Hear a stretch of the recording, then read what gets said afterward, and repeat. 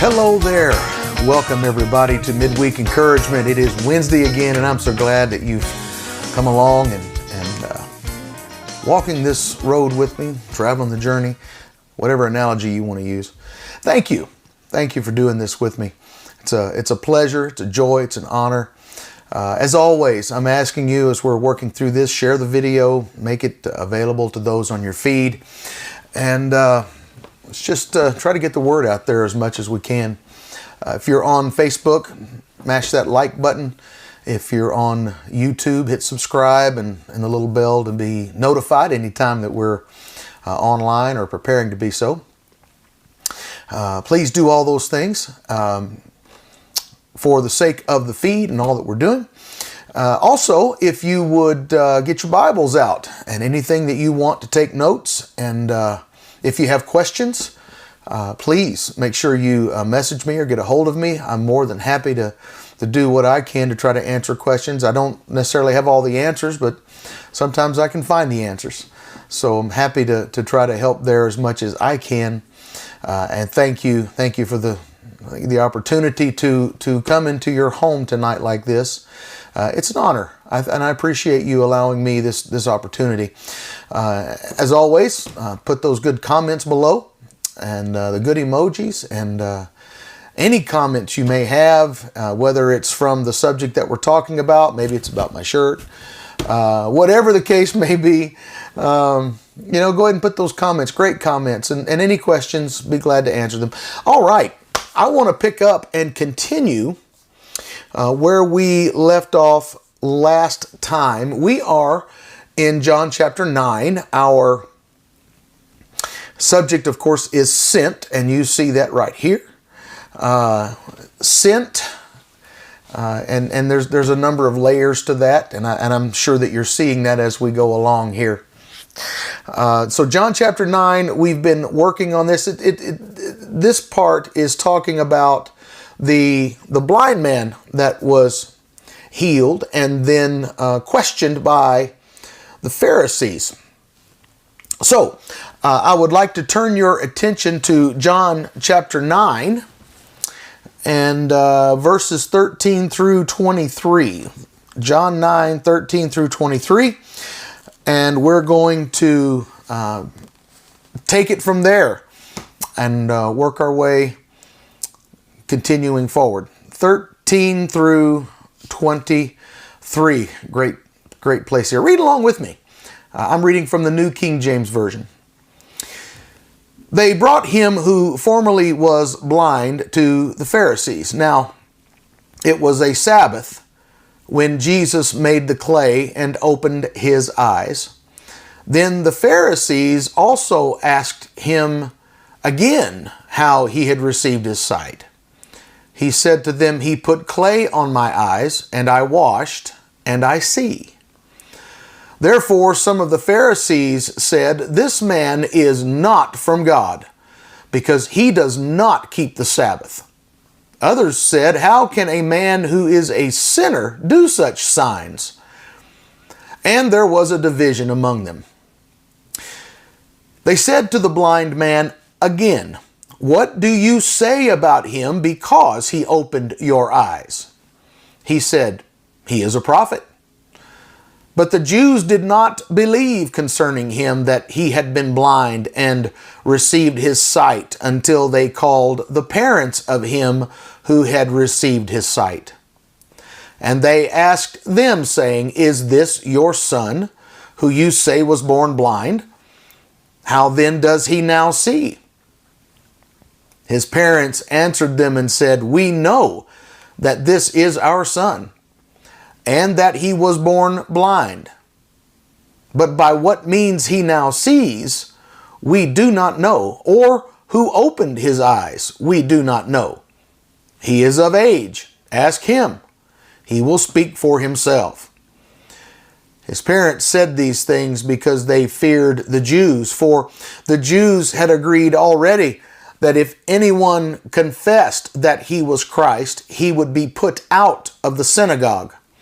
Therefore his parents said, "He is of age. Ask him." Oh, this is so interesting.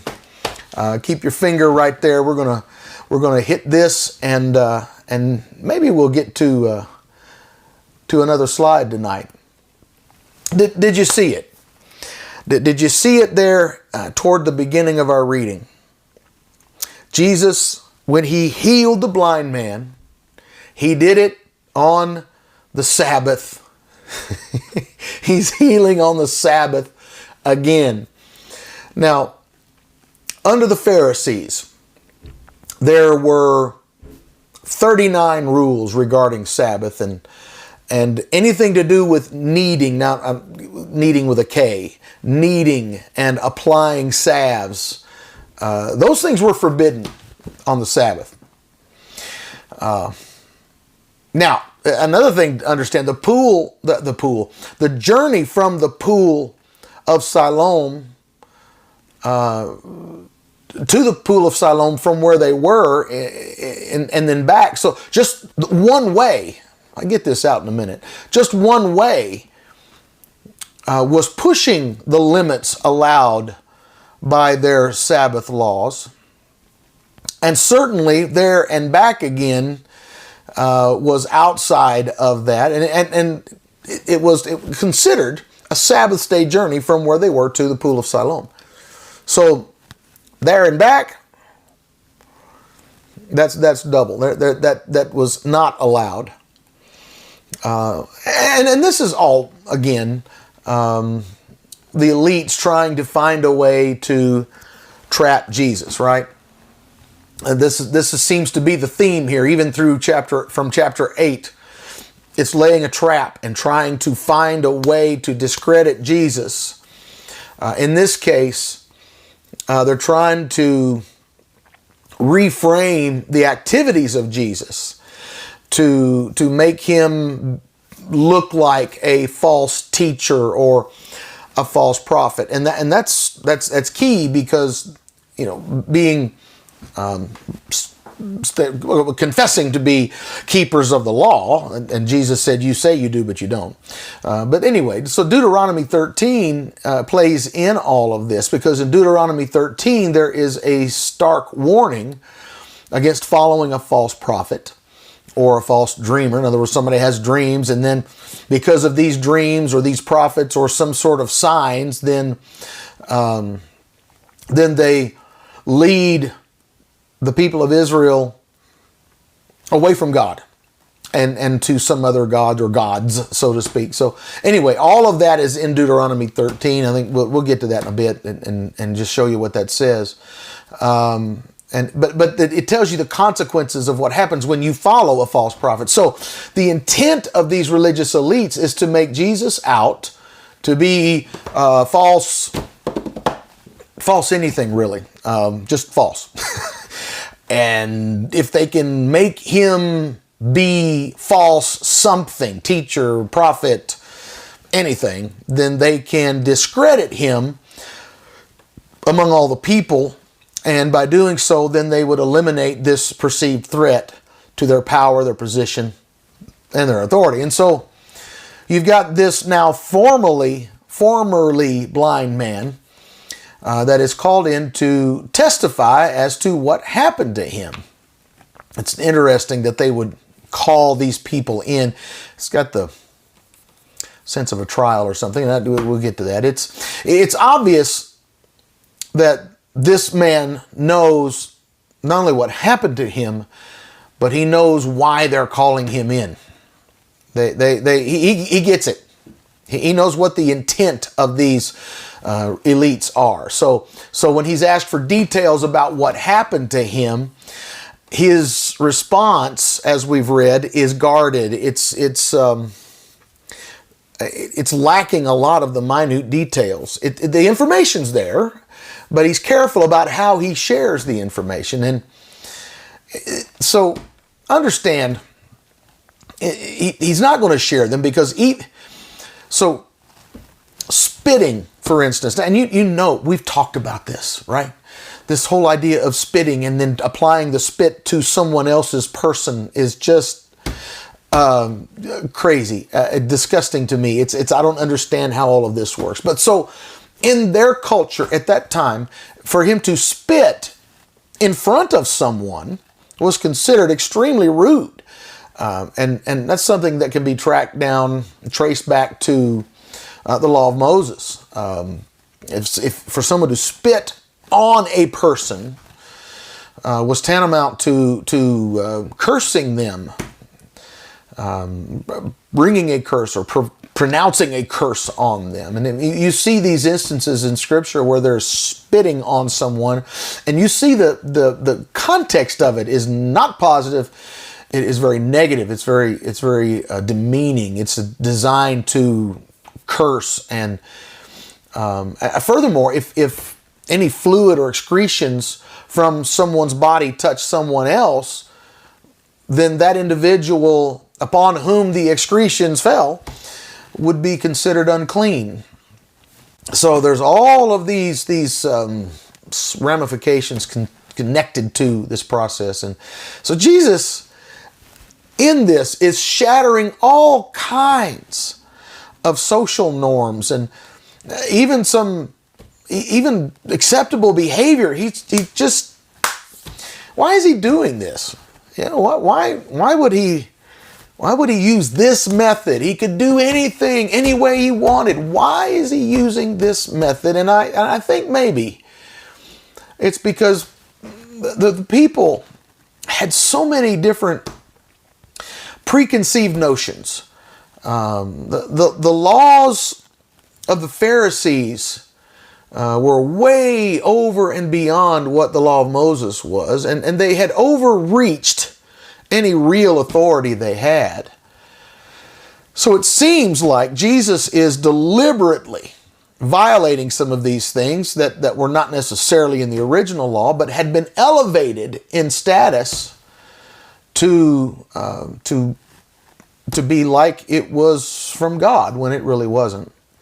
So anyway, the man is brought before the Pharisees and all these elites, and he just doesn't really bring any incriminating details to the fore when he's answering their questions. He just answers what he has to answer and doesn't dive into much detail. And he certainly, think about if you were him. If Jesus had just healed you, you'd been blind, not for a while, but from birth, never seen. It reminds me a bit of when the lame man at the temple gate in Acts 3 was healed, in that, and there's some discussion as to whether or not, the mud was an attempt to actually create eyeballs in the man. I don't know. We don't have those details. Maybe, since man is made of dust, maybe the Creator formed out of the dust some pieces and made it what they needed to be. That would be really amazing if we could find that out. In any case, he had been blind from birth. And so the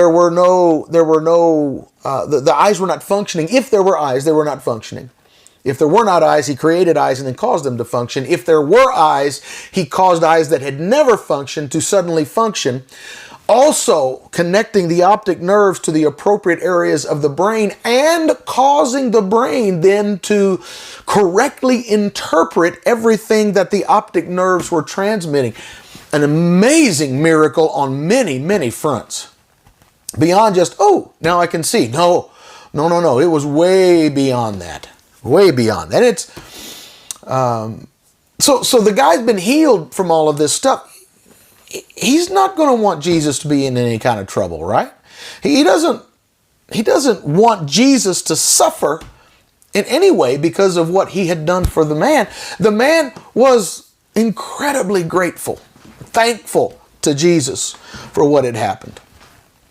And interestingly, his story here doesn't completely match what he told those who had asked him earlier, and that's why we know that there's some details left out. The evidence certainly suggests that he knows what the intention of the Pharisees is, and that's to find something with which to accuse Jesus.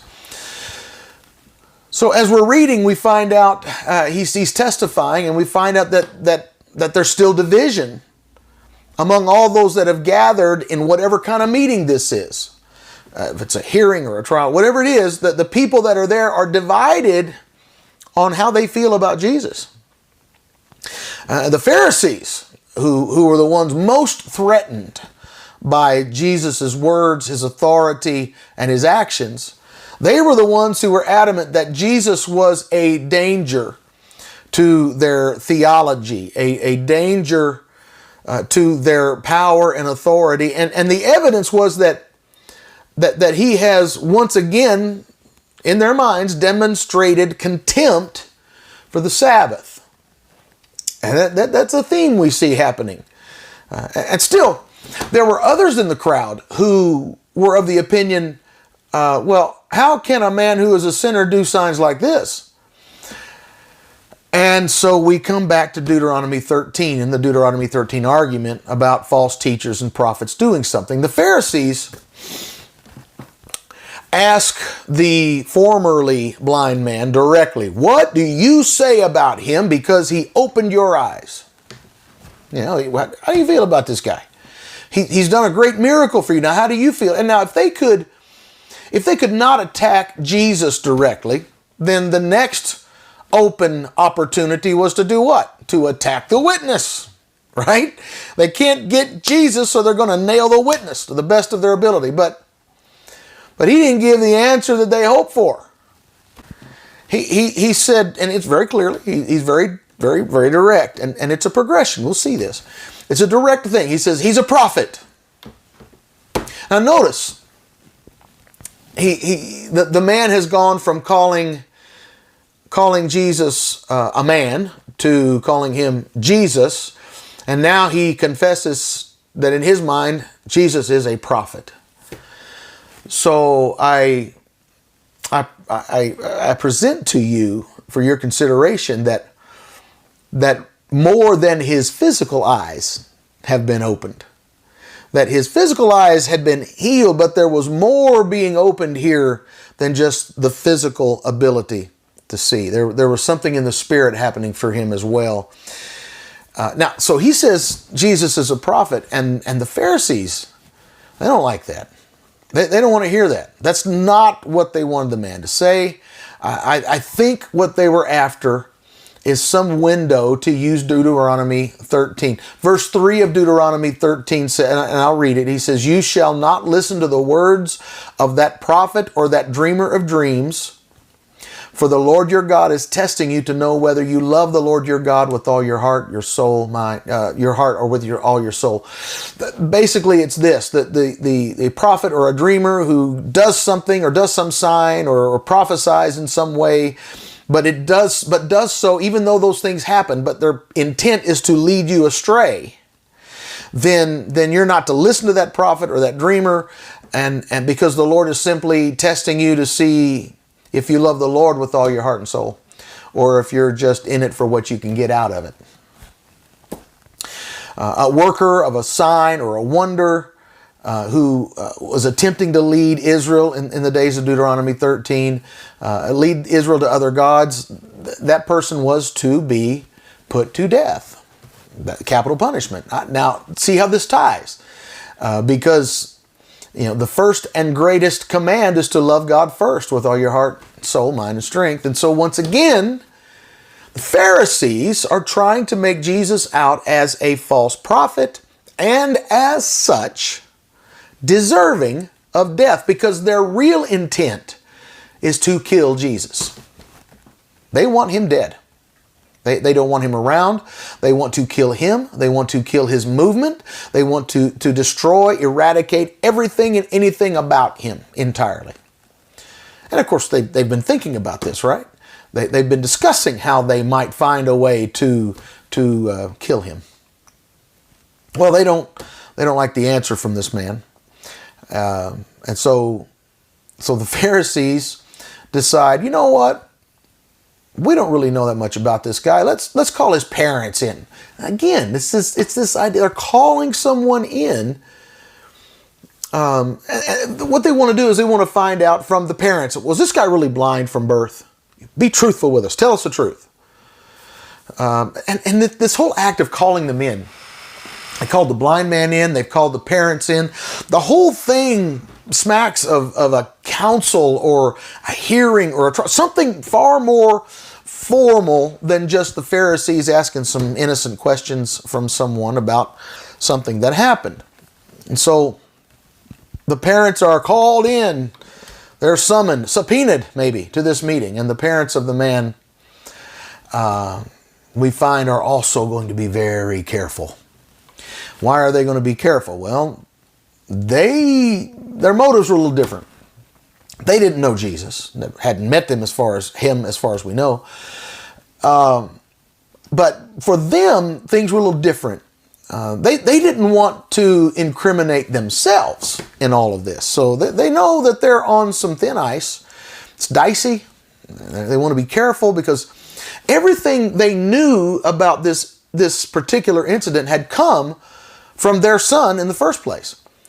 And their son, the formerly blind man standing there with them, had given them whatever information they knew. And so they also were astute enough to know it was dangerous to get on the bad side of the Pharisees. You didn't want to do that if you wanted to remain in good standing in the synagogue. So let's talk about that for a minute and what that means.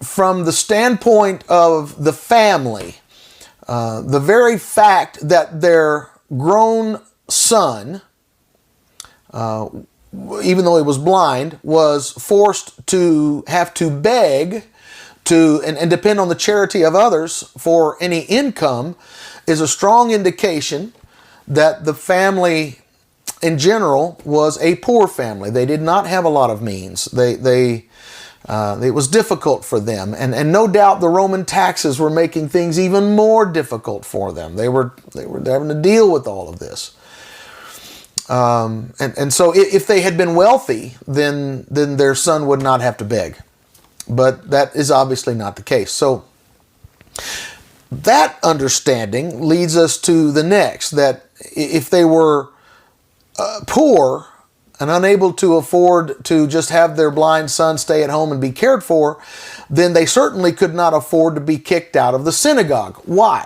Because if they were kicked out of the synagogue, then dad might lose whatever work he did have. It would bring a reproach on the family name. It would bring shame to the family and not honor. And the shame would extend to his employment, and it was likely he would lose his job. So that was a strong encouragement for them to be very careful about how they answered things. They did not want to incriminate themselves. They didn't want to bring shame to their son, and yet they wanted to be careful to keep the job dad does have so that things didn't get worse than what they already were. And so rather than take the chance of incriminating, they do the absolute bare minimum of what needed to be said in this particular situation. So, mom and dad confirm, yes, our son was born blind. Yes, this is our son standing here with us. But they were also clear to say, now, that's all we really know. We don't know Jesus. We don't know what happened. We just know he was blind. Now he sees. If you want to ask any further questions and you need any other information, well, you need to talk to him. He's an adult and he can speak for himself. He is of age. He can answer the questions you want answered. We don't know anything other than this is our son. He was born blind and now he sees. So the only thing left for the Pharisees to do was to bring the blind man, formerly blind man, back and then question him again. Hear his story. You know, this is a common interrogation tactic to ask the same question several times to see if it's the same story. But it's in spite of all that, I don't want you to lose sight of the overall message here. There's a lot of this going from being blind to being able to see physically and spiritually going on here.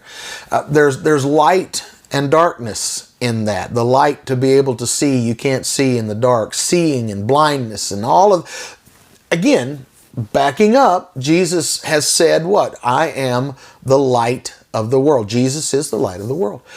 And his opponents, the ones who are trying to find a way to discredit him, to eventually kill him, they are the ones who are in darkness.